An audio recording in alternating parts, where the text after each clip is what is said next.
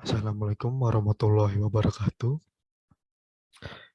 Perkenalkan, saya Dimas Putra Lambang. Pada kesempatan kali ini, saya akan menjelaskan apa yang telah saya resume dari artikel Richard Alambert pada tahun 2006 yang berjudul Agency Theory and Management Accounting.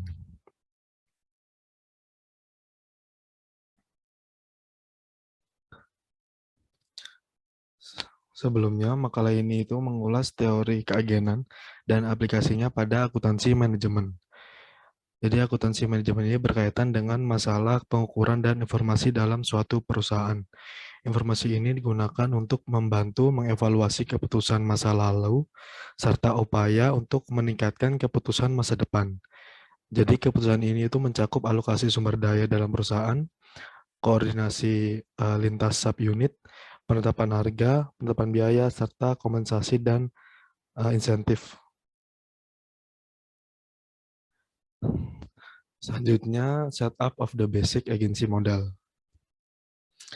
Dalam model keagenan yang paling sederhana, organisasi direduksi menjadi dua pihak, pihak prinsipal dan pihak agen.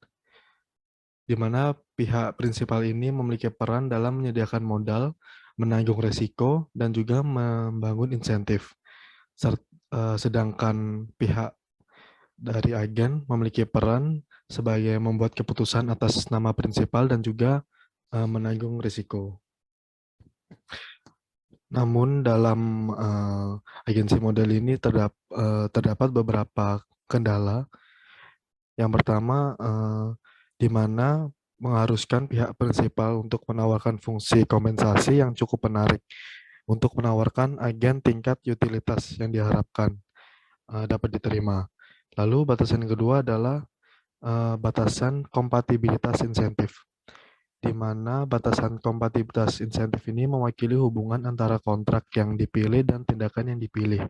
Mengingat kontrak yang ditawarkan itu, agen akan memilih tindakan yang maksimalkan utilitas yang diharapkannya. Lalu, apa sih yang membuat masalah dalam keagenan ini susah untuk dipecahkan? Yang pertama ada literatur teori agensi kehabisan tenaga, merupakan ketidakmampuan peneliti untuk membuat model menarik yang cukup mudah untuk dipecahkan.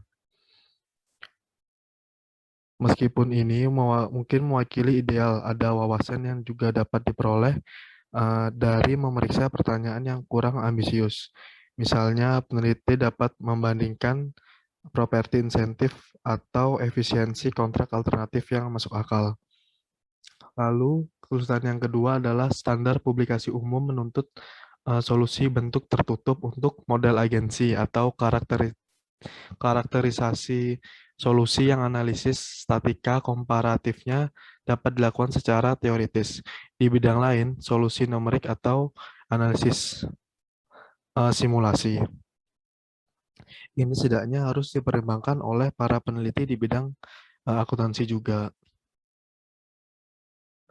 Lalu selanjutnya adalah important qualities of performance measures, di mana banyak dari dugaan manfaat tindakan non-keuangan berasal dari keyakinan. Seringkali tidak berdasar bahwa tindakan ini merupakan indikator utama kinerja keuangan. Jadi dalam pengaturan agensi yang lebih rumit, kriteria tambahan menjadi penting, khususnya ketika agen bertanggung jawab atas beberapa tindakan, menjadi penting untuk memotivasi campuran tindakan yang tepat.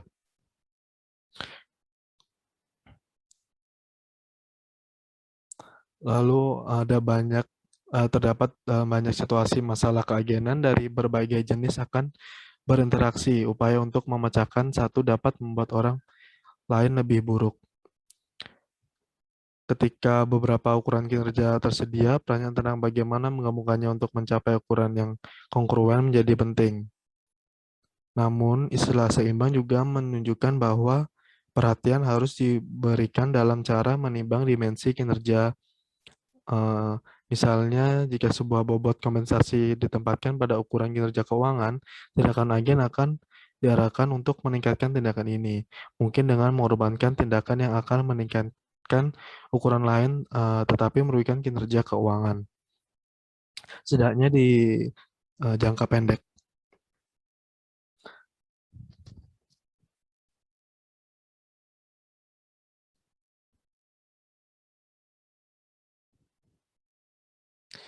Lalu selanjutnya ada communication, earnings, management, and the revelation principle.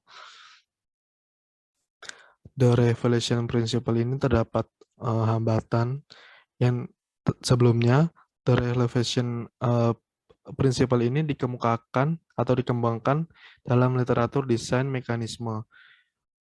Mersenne pada tahun 1979 menyatakan bahwa setiap equilibrium yang melibatkan pelaporan tidak benar selalu dapat didominasi secara lemah oleh salah satu di mana pengungkapan kebenaran diinduksi.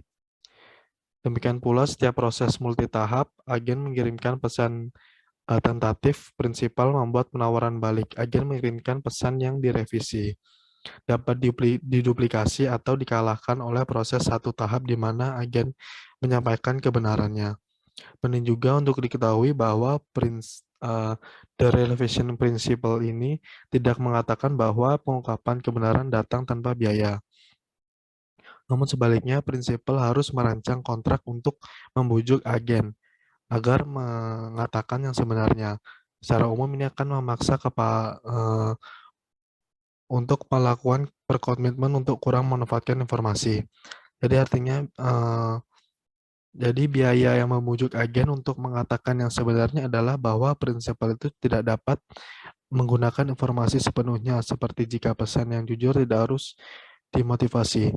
Bahkan dalam beberapa kasus ekstrim, prinsipal harus berjanji untuk tidak menggunakan informasi tersebut sama sekali untuk mendorong agen agar melapor secara jujur. Prinsip pengungkapan hanya menyatakan bahwa biaya untuk memotivasi kebenaran tidak lebih besar dari biaya untuk memotivasi strategi pelaporan yang tidak benar. Selanjutnya, multi-period models and investment problems. Model multi-period di mana masalah teknis itu muncul yang seringkali bersinggungan dengan masalah akuntansi atau pengukuran kinerja. Jika agen dievaluasi pada setiap periode berdasarkan laba bersih periode tersebut, apakah dia akan membuat keputusan yang tepat? Secara umum jawabannya adalah tidak. Jadi faktanya adalah bahkan jika agen tetap untuk semua periode, pihak agen akan mendiskontokan kompensasinya dari waktu ke waktu pada tingkat yang sama seperti prinsipal mendiskontokan arus kas dari waktu ke waktu. Dan juga jika koefisien kemiringan dalam kompensasinya konstan sepanjang waktu, pihak agen tidak akan melihat proyek dengan alasan bahwa sementara sistem akuntansi memastikan bahwa arus penyusutan berjumlah investasi awal. Hal itu tidak dilakukan dalam istilah nilai sekarang. Dalam investment problems, ada kemungkinan bahwa insentif itu untuk berinvestasi berlebihan ini sebagian akan mengimbangi faktor-faktor yang dijelaskan di atas. Horizon waktu yang lebih pendek, tetapi tidak mungkin terjadi bahwa faktor-faktor tersebut saling mengimbangi. Demikian pula, apakah mengukur kinerja menggunakan laba bersih itu menghasilkan keputusan investasi yang lebih baik daripada menggunakan arus kas juga akan bergantung pada faktor-faktor yang sama.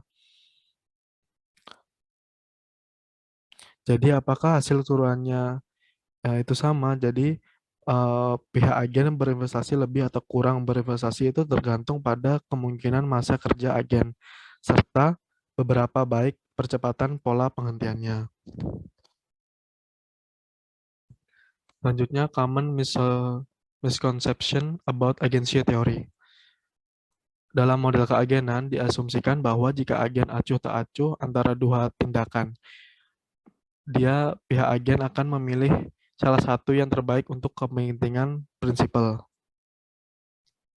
Contohnya, ada banyak contohnya, kritik ini lebih dapat diarahkan pada cara khusus yang dipilih peneliti untuk memodelkan hubungan agensi, bukan pada kerangka agensi itu sendiri. Di kerangka kayak gini cukup umum dan dapat mengakomodasi banyak alternatif perilaku atau faktor ekonomi.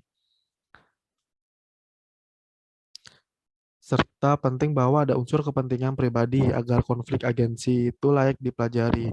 Namun tidak ada dalam teori yang mencegah unsur kerjasama atau bahkan altruisme. Faktanya dalam model keagenan umumnya untuk mengasumsikan bahwa jika agen acu tak acu itu antara dua tindakan, dia akan memilih salah satu yang terbaik untuk kepentingan prinsipal tersebut.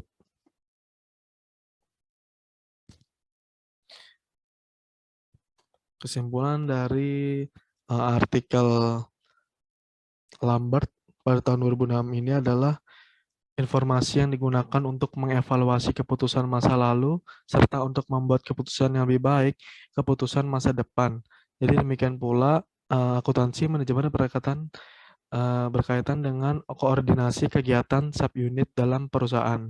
Sedangkan investor luar harus berurusan dengan perusahaan otonom.